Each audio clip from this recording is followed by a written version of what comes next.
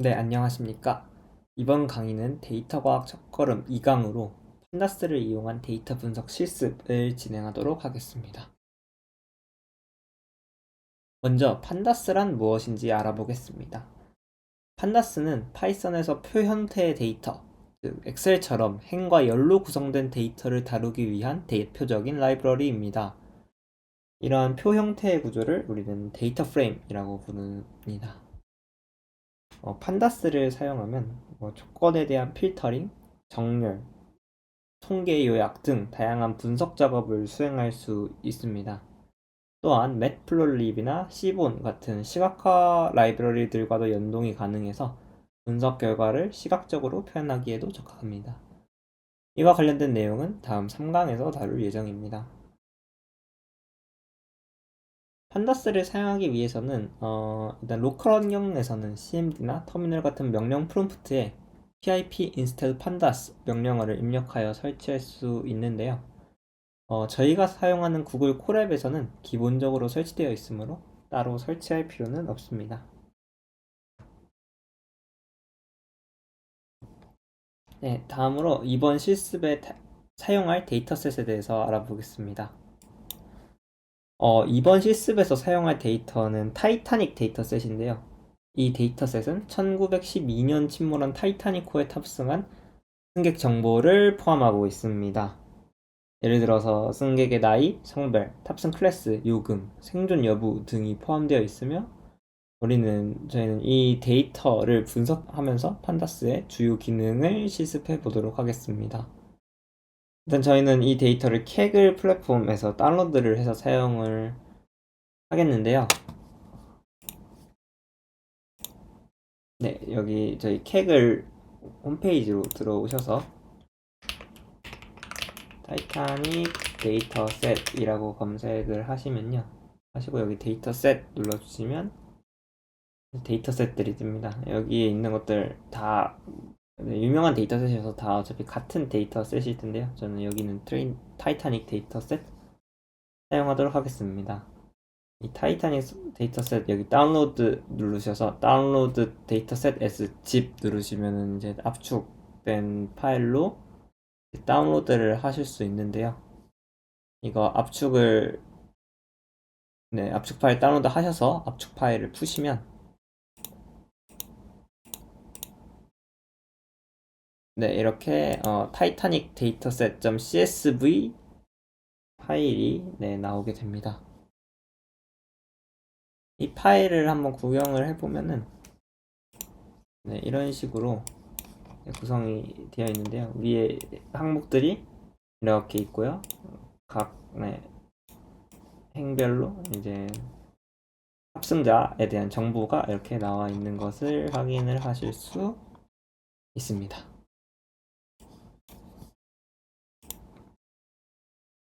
네, 이 데이터셋은 여기 PPT에 나와 있는 것처럼 승객 고유 아이디, 생존 여부, 성실 등급, 이름, 성별, 나이, 함께 탄 현재자매 배우자 수, 함께 탄 부모 자녀 수, 티켓 번호, 요금, 선실 번호, 승항구 이러한 정보들이 나와 있습니다.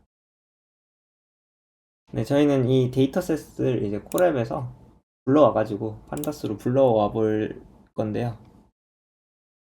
네, 바로 이제 콜앱 실습으로 들어가 보자면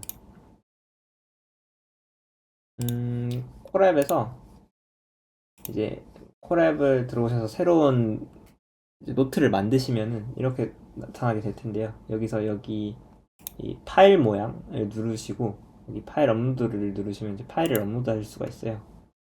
여기서 아까 다운로드 받아서 압축을 푼 타이타닉 데이터셋 CSV 파일을 업로드를 하실 수가 있고요.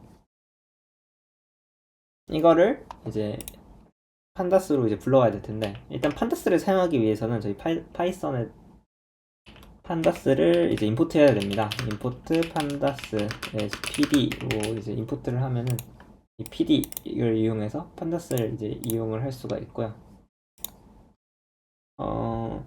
CSV 파일을 이제 데이터 프레임으로 불러오기 위해서는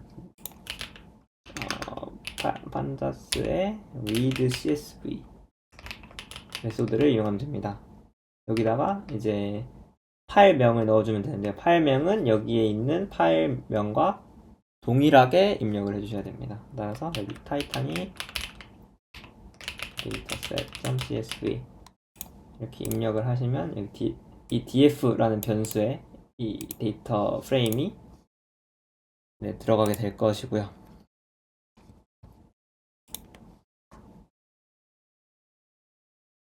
네, 먼저 불러온 데이터의 구조를 확인하는 방법을 알아보겠습니다. 여기서는 이제 데이터의 크기, 뭐 컬럼 이름들이라든지 아니면 자료형 이런 거를 확인한다든지, 그리고 상위 몇 개, 뭐 또는 하위 몇 개 행을 출력해서 데이터 전반의 형태를 파악하는 방법을 확인할 수 있는데요. 네, 코드에 대한 설명은 이 PPT를 참고하시면 될 것 같고, 저는 콜앱 환경에서 바로 계속 실습을 해드리도록 하겠습니다. 먼저 df.head라는 메소드를 사용하시면 상위 5개 행을 미리 보면서 이제 정보를 확인을 할 수가 있고요. 마찬가지로 tail을 하면은 tail은 이제 꼬리니까 하위 5개를 이제 이렇게 살펴볼 수가 있습니다. 다음으로 이제 df.shape 하시면은 이제 행 개수, 열 개수를 이제 이렇게 확인을 하실 수 있고요. df.columns 이렇게 하면은 컬럼 열이죠. 열의 목록들을 이렇게 확인을 하실 수 있습니다. 열 이름들을 이렇게 확인을 하실 수 있고요. 그 다음에 이제 df.info 하면은 데이터 프레임에 대한 요약된 정보가 이렇게 나오게 되고요. 정보 패신저 아이디는 891 널이 아닌 값이 891개가 있고 타입은 뭐 int 64형이다. 이런 식의 요약 정보들이 나오게 되고요. df.describe 하면은 수치형 통계 요약 정보를 나타내게 됩니다. describe를 하면은 수치형 자료들에 대해서 뭐 개수, 평균, 뭐 스탠다드 데비에이션, 민, Q1, Q2, Q3, 맥스 값 뭐 이러한 것들 확인을 할 수 있습니다.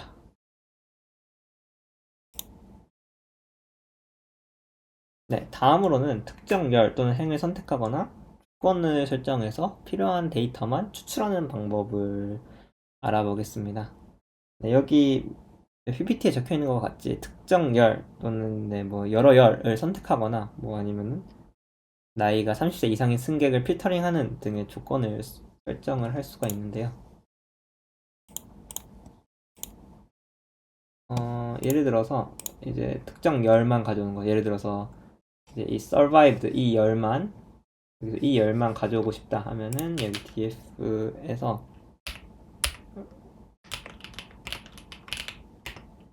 이런 식으로 대괄호 안에다가 이렇게 열 이름을 넣어 주시면은 이렇게 이 열만 이렇게 가져올 수가 있습니다.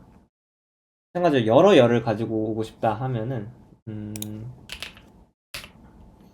대괄호 안에다가 이제 리스트 형태로 대괄호를 하나 더 만들어서 여기다 오고 싶은 컬럼 이름들을 넣으면 되는데요. 예를 들어서 뭐 age랑 where를 가져오고 싶다 하면은 이렇게 대괄호 안에다가 리스트를 하나 더 만들어서 이렇게 넣어주시면 age랑 where만 이렇게 가져올 수 있는 것을 볼 수 있습니다. 네, 이렇게 지금 열로 가져와 본 거고 이번에는 행을 이제 선택을 해서 가져오는 거를 이제 알아볼 텐데요. 예를 들어서 이제 887번 인덱스를 가지고 있는 이 행을 가지고 싶다 하면은 df.ilog 인덱스 로케이션이라는 건데요. 인덱스 로케이션 하고서 인덱스 번호를 이렇게 넣으시면은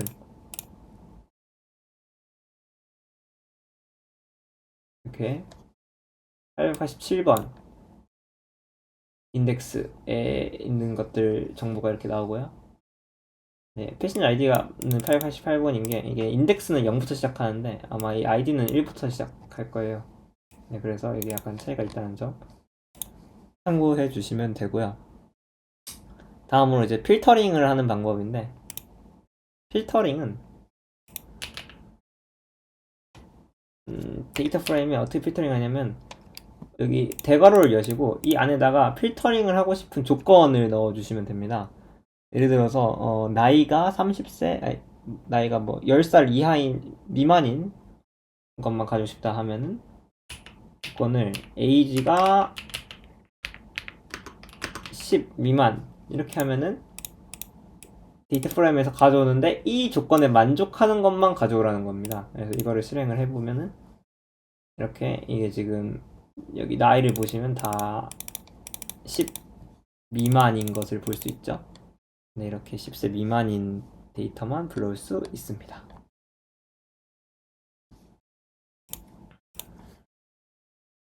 네, 다음으로 정렬이랑 결측합 처리를 하는 방법을 네, 알아보도록 하겠습니다.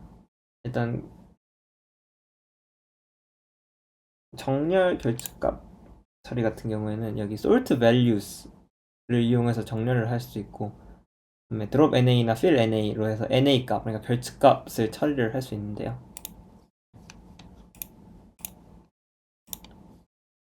그래서 데이터 프레임에다가 sort values 값들 sort를 하는데 by 어떤 걸 기준으로 뭐로 기준으로 해볼까요? fair를 기준으로 해볼까요? 요금을 기준으로. 네, 그 다음에 뭐 오름차순을 할 건지 내림차순을 할 건지 어센딩 이걸 해서 false인지 true인지를 이렇게 나타낼 수 있는데요. 이렇게 하면은 네, fair를 기준으로 이렇게 어센딩이 false니까 내림차순 정렬된 걸 볼 수 있고요. 이걸 true로 바꿔볼까요? 그러면은 오름차순 정렬이 되겠습니다.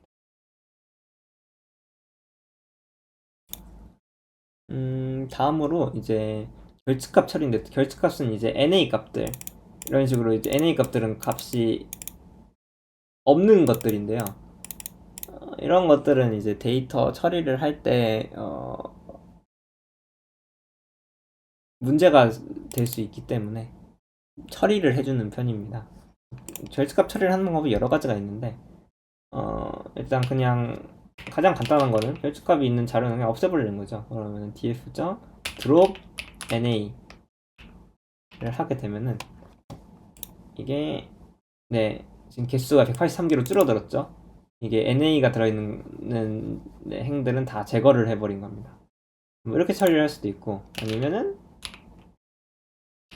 na의 값을 뭐 0으로 설정해라 이런 식으로 하면은 원래 여기 na였던 곳들이 다 0으로 바뀌었을 겁니다. 이런 게 아마 na 값이 0으로 바뀐 거일 거고요. 확인해보면 네 888번 원래 age가 na 값이었는데 0으로 바뀐 거를 확인할 수 있습니다. 다음으로 이제 열 생성이랑 삭제인데요. 새로운 이제 열을 만들 수도 있고 또 열을 삭제를 할 수도 있습니다. 네, 여기 지금 PPT에 나와 있는 열 이거는 이제 열 에이지 그룹 해가지고 뭐 10대인지 20대인지 이런 거를 이제 하는 열을 한번 생성해 보자라는 건데요. 같이 해보자면 df에 이제 에이지 그룹이라는 열을 만든다는 겁니다. 에이지 그룹이라는 열을 만드는데 이 열은 어떻게 만드냐? df의 데이터 프레임에 age를 가져와서 age를 10으로 나눈 몫에다가 다시 10을 곱해주면은 이제 10의 자리 수만 남기고서 그 1의 자리 수는 날려버리겠죠. 그래서 이렇게 만들어서 데이터 프레임을 다시 출력을 해보면은 age 그룹이라는 게 생긴 거를 볼 수 있습니다. 이 사람은 22세니까 20대, 그래서 20 이렇게 나오고요. 38이니까 30 이렇게 계산이 되는 거를 볼 수 있고요. 그 다음에 뭐 다른 걸로 이제 성별이 지금 메일, 피메일 이렇게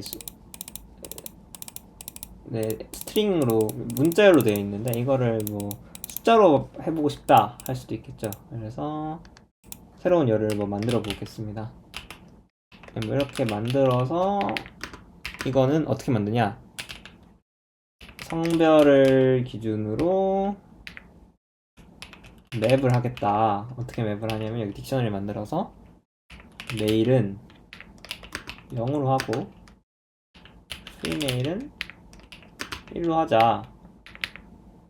네, 이러한 걸 하시면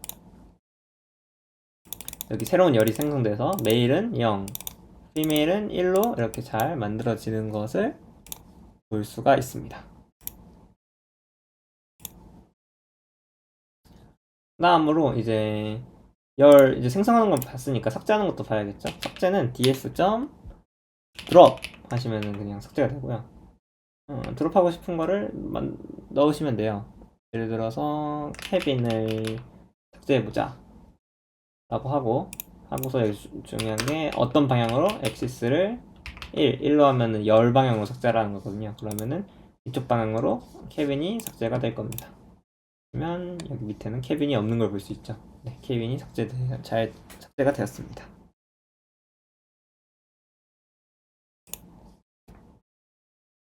네, 마지막으로 특정 조건에 따라서 그룹화하고 그다음에 통계 계산하고 집계하는 방법을 확인해 보겠는데요. 이거는 이제 설명하는 것보다 직접 보는 게 빠르니까 바로 확인해 보자면, 자, 서바이브드에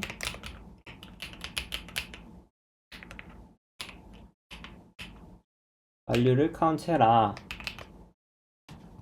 이렇게 하시면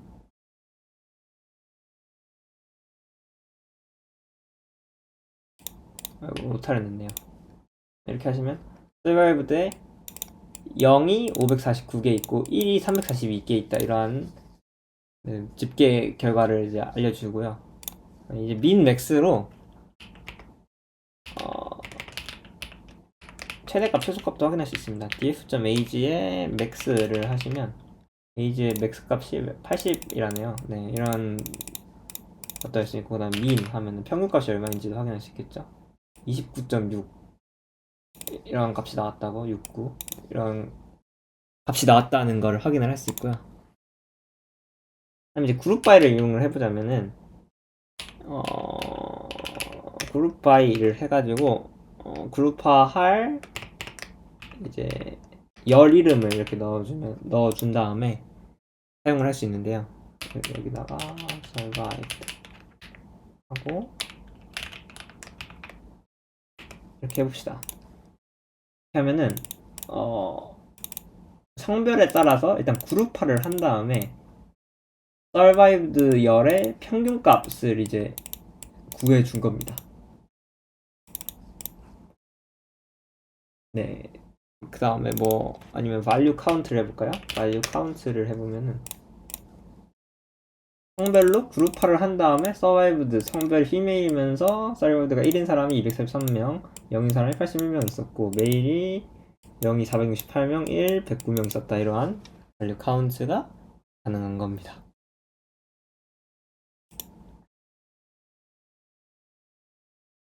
네, 이렇게 지금까지 판다스의 기본적인 문법 실습을 한번 해보았고요. 마지막으로 연습 과제로 이제 3가지를 제가 만들어 놨는데요.